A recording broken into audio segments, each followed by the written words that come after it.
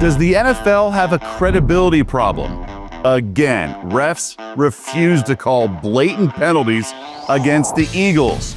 Will fans start to turn against the big bad NFL? Plus, the WNBA continues to botch things. The latest, the commissioner of the league mispronouncing a head coach's name while presenting an award. To Golden State Valkyries coach, Natalie McKasey. We'll get into all of that. I'm Doug Kezirian, formerly of ESPN, now 25 years in broadcasting. This is Hard Pass, also available in podcast. The NFL will not stand for peer pressure. In fact, it is willing to double down, George Costanza style. There's not to be any penalties called on the Philadelphia Eagles. Obviously, that's not the case, tongue pressed firmly in cheek, but critics sure feel that way, especially in critical junctures of games as another NFL Sunday is in the books and referees are under fire, particularly at the hands of the defending champs, with the Eagles hosting the LA Rams. Simply, why won't refs call penalties on Philly? Last week, in a Super Bowl rematch with the Kansas City Chiefs, the Eagles ran the Tush Push 8 times, and not once was there a single penalty called, even though replays and video clearly showed false starts and also offensive linemen lined up in the neutral zone. Multiple linemen. This became a huge topic all week, so common sense would suggest the league's going to crack down on it and refs would be on the lookout, right? Not so fast. Here's Mike Florio of Pro Football Talk. 2 levels to this. One, the league office telling the officials to officiate it tight. And 2, the league office hand-picking reporters to whom that information was leaked. So the anti-Tush Push people in the fan base and in the media will say, oh, they're going to do something about this. There's a PR component to this, and it all traces back to the league office. Sure, they wanted you to think that, but there was no action when the chips were on the table. Very first Tush Push against the Rams. First quarter, 4th and short. And sure enough, the refs ignored a false start. Philly got the first down and then scored a touchdown on the very next play, also via a Tush Push. That cost the Rams 4 points, right? If this specific play with masses of humanity in a rugby scrum remains legal, then at the very least, it has to be officiated properly, right? Because it actually is not that hard to decipher when guys are jumping off a false start. Because elsewhere on Sunday, the Saints tried a Tush Push of their own, and amazingly, refs in that game called a false start. Now, was that so hard? As you can see from the replay, the left guard moved too early. So why can a ref see that, but not when the Eagles' offensive lineman false start? The reason I'm overdoing all these questions is because the NFL, I believe, has a problem on its hands, and it could become a major one if this perceived bias continues. The league already has fans that are sick of bad calls, right? Crazy people who think the league is scripted or, God forbid, fixed. When will it reach the point of no return for some fan bases? I realize the NFL is the sports fan's sacred cow and can do no wrong, and the league is just printing money. But remember, Mark Cuban once said the NFL is getting greedy, reminding us of that saying, pigs stay fat, but hogs get slaughtered. So when will the NFL become a hog? The NFL needs to respect the fans and not take advantage of their loyalty and address these concerns. Actually, going back to this Rams-Eagles game, Philly got numerous calls behind the Tush Push false starts that weren't called. On another Tush Push away from the goal line, quarterback Jalen Hurts seems to have been stripped before the play is blown dead. Now, around the end zone, as soon as the ball crosses the goal line, it's a touchdown, the play is over. However, that's not the case elsewhere on the field.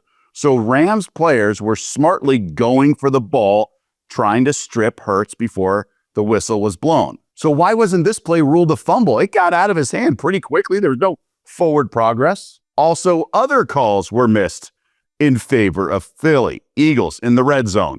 Wide receiver A.J. Brown seems to have pushed off for the touchdown, but it's not called. Now, I didn't think it was that egregious, but it's worth showing it because it all accumulates and it furthers the overall impression. If fans do think shady stuff is going on. If the ref had thrown a flag on Brown, it wouldn't have been that bad, right? But this one is very bad. Final minute of the game. Rams down 1, driving. White out. Puka Nacua clearly held, preventing him from catching the ball. That's a blatant missed call. No flag for pass interference. Now, the LA eventually moved the ball into field goal range, but maybe with that call, they ultimately get farther down the field and can block better, and then the kick would not have gotten blocked and they win the game. Social media, as you would imagine, was a firestorm. So it's time for a heat check. And this one guy goes, you can't make this up. The Tush Push was soaked in controversy all week, yet the refs turn a blind eye to a blatant false start when they ran it on 4th and 1. The Eagles went on to score a touchdown. This is the one we showed you just a second ago. And here comes the humor. Not like Russ is the Twitter handle. The refs, when the Eagles run a Tush Push, you got one guy standing and sleeping and the guy in the back conked out on the chair. And then this Twitter user missed false start on a 4th and 1 Tush Push. No call on A.J. Brown OPI, offensive pass interference touchdown. And then there was a taunting call on Puka Nacua for doing the same celebration he's done all year. And the torch is officially passed. Refs are coddling the Philadelphia Eagles, not the Kansas City Chiefs. Obviously, there's humor with everything, and because everyone's a comedian these days, social media. But at the core and crux of it all, the integrity is in question, right? These are basic concepts. There's no reason for a ref to miss some of these calls. The integrity of the game is the single most important component in sports. That's why there are such stiff penalties and punishments for players who shave points or get involved in gambling schemes. You absolutely cannot have that. It can't be scripted like professional wrestling. So the NFL needs to be careful here. Perception is reality, especially in the entertainment world. If the masses think you're playing favorites or the league is scripted, then you could lose a giant chunk of your fan base based on that tweet. Remember, the Chiefs are no longer the chosen one. The Eagles are. And the league actually does seem to get this because of what Mike Florio indicated. The league tactfully sent out a message about the Tush Push. But I read that as the league wanted to make sure the critics heard the report and would be silenced rather than actually doing what the report entailed, which was officiating the Tush Push and everything else properly. Otherwise, it feels like a few good men and Jack Nicholson's character when he lied about ordering the code red. In my eyes, if the NFL said to call penalties, then why didn't they call the false start on Philly? How can the refs see it in the Saints game, but not with the Eagles? Again, the NFL needs to be very, very careful here. Their product is number one in sports. I get it. But you don't want to lose that trust with fans and become a hog like Mark Cuban indicated. And everyone clearly, as in crystal clear, can handle the truth. Let me know your thoughts. Where do you stand with these missed calls? Is it just part of sports? Referees aren't perfect? Or is this getting out of hand and they need to nip this in the bud or close to the bud as you can? Is the league full of shaky officiating? I know bettors who are almost done betting the NFL because they can't take it anymore. Do you think the masses are wearing thin? Let us know your thoughts. Join the conversation. The Hoop Scoop is the WNBA continuing to botch things. One of these days, the league will stop bringing negative attention on itself. The phrase I always use, the WNBA never sticks the landing. There's always some issue that just makes it feel small or like amateur hour. The latest incident, Commissioner Kathy Engelbert recently presenting the Coach of the Year award in person to the Golden State Valkyries' Natalie Nakase. The league literally called a press conference ahead of one of the Valkyries' playoff games for this honor, and she delivered a several-minute speech, flew across the country for this presentation, right? That's her only thing she had to do. Of course, the league commissioner did not just mispronounce her name, she clearly never learned it in the first place. It is my absolute honor to present the 2025 State Street Investment Management SPY WNBA Coach of the Year Award to Golden State Valkyries coach, Natalie Nakase. And don't come up yet, a little round of applause. It really is baffling. She said it with such confidence and conviction, but truthfully, she clearly had no clue. She probably had it in her head once and then never thought to actually verify it. But Nakase has been with the W since 2022. She's an assistant with the Las Vegas Aces, won 2 championship rings. She also was a LA Clippers assistant. Her pedigree's there, but regardless, she's been a head coach in your league for 44 games this season. Did you not watch a single Valkyries game? The broadcasts say her name repeatedly because she's a fantastic coach. You are the commissioner of the league. This isn't a scenario like Roger Goodell during the draft, a 5th-round guy with a confusing name. Fine, it's understandable. 7 rounds, there's a million rounds, right? She's one of 13 head coaches, and she just earned Coach of the Year honors for an expansion team by taking them to the playoffs. And it's not even a difficult name to pronounce. Nakase, it's not multiple crazy syllables. On top of that, you now have no black female coaches. She's a diverse female. Probably should get this right, but even if she were white, a male, whatever, you're an idiot for not knowing how to pronounce her name. It's basic. Imagine NBA Commissioner Adam Silver a couple years ago butchering Mark Daigneault's name when the Oklahoma City Thunder coach won his Coach of the Year award. This is a microcosm of why the W struggles to be taken seriously. There's just always something off. Recently, I took issue with tweets by the league and by team Twitter accounts. For some reason, the league is either dumb, unaware, or trolling us. But they're using counting stats for the record books instead of averages. But the league has been expanding its schedule a lot in the last few years. Specific records are getting broken only because for the first time ever, the NBA's played a 44-game schedule this year. It goes from 34 games for a couple decades, then 40 for a few years, and now 44. So teams are praising players for scoring the most points in a single season in franchise history, but they were playing 10 fewer games as recently as 3 years ago. Look at this graphic from a Mystics broadcast I tweeted. Sonia Citron celebrated for ultimately setting a franchise record for most points in a season, but she played 43 games. Brittany Sykes in 2023 played all 40 games that year. Tina Charles one season, she played 27 games. So get this, Charles averaged over 8 points more per game than Citron this past year, yet there's no mention of that when they were discussing it on the broadcast. It just feels wrong or misleading at best. My head hurts with the cluelessness, or maybe just it's insulting my intelligence. Maybe I'm a little too intense when it comes to this, but I just don't get it. One Twitter follower of mine pointed out, you get angry over the dumbest things. Maybe. Let me know in the comments section. Do I take this stuff too seriously? To me, time is the most precious commodity. I am mad that someone wasted my timeline with something that was incredibly either wrong or misleading. Why should I care if someone broke a franchise record in game number 41 or 42 when the records are all skewed towards the last few years? Really, it was just a record for 5 years because before that it was 34 games. Sorry, but stats matter in sports, right? Fans deserve the context of the record books. More so for the league as a whole. How can you be taken seriously when you're this clueless or sloppy? I know it's not the commissioner mispronouncing a coach's name, but this stuff is all a trickle-down effect. It should matter. Let me know your thoughts in the comments section. Join the conversation. Am I being too harsh, though?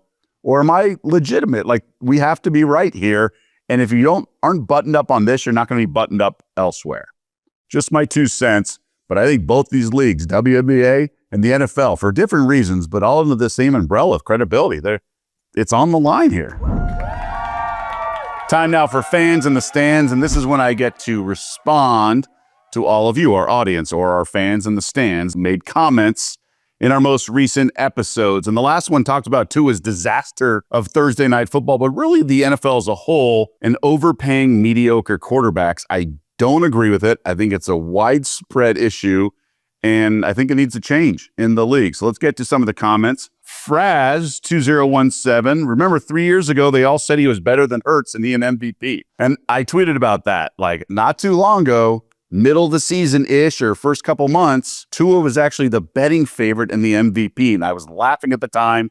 It's even funnier now. He's not going to deliver for 17 games. He's just not that reliable and consistent enough. And that's some of the problems with the betting market. It's reactionary too much and not forecasting. Yeah, that was a good observation by this audience member. David Hornthal, I think I got your name right. There's also the issue of GMs incorrectly valuing players in the draft, which later forces them to stick with their bad investment after the rookie deals expire. Many QBs that came from routinely elite teams were mostly successful in college because they had superior weapons around them, offensive line, wide receiver in particular. This especially applies to QBs drafted from Alabama or Ohio State. Tua, Mac Jones, Justin Fields, Bryce Young, and C.J. Stroud, the jury's still out. By comparison, look at QBs who helped make their collegiate teams elite, or at least significantly better. Burrow at LSU, Allen at Wyoming, Herbert at Oregon, Breeze at Purdue, etc. This bodes well for young guys like Penix, McCarthy. I agree with the philosophy that a lot of these quarterbacks really just looked the part and did certain things because they were surrounded by five-star talent. I think Bryce Young's a perfect example of being so short. But I think some of it is just it's a different animal in the NFL. Like Josh Allen was at Wyoming because he needed his mechanics fixed, but he still had the cannon that is so important in the NFL, but not mandatory in college because you obviously a different level. I do agree that these teams look the part, but Stroud was awesome in college against Georgia in that playoff game. I do think the verdict's still out a little bit. I mean, Herbert went to Oregon. It's not like he went to a random school. Burrow at LSU. I mean, come on, that's a factory too. So I understand the premise. I think the examples don't all kind of add up to prove the point, but I do understand the premise that we can't just look at how these guys looked at college. You have to look at certain specifics. We shall see how some of these quarterbacks pan out. Another question, Bay Area Oakland was the gist of the person's handle, so I don't know his name.